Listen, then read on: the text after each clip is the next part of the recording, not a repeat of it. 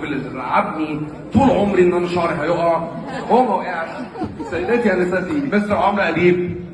عايز اقول لكم على حاجه مهمه، انه لو في ميزه في كل رجاله وابناء عيله اديب انها ناس طيبه جدا.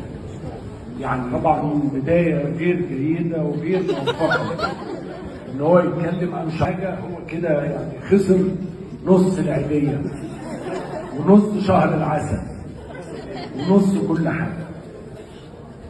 عشان كده انا النهارده بهدي ابني، وهو احد الطيبين في عيله اديب وشخص امير جدا، لمراته فرح، واقول لها انه حافظي على الطيبه دي واستغلي الطيبه دي، والطيبه دي هي اساس استكمال الحياه.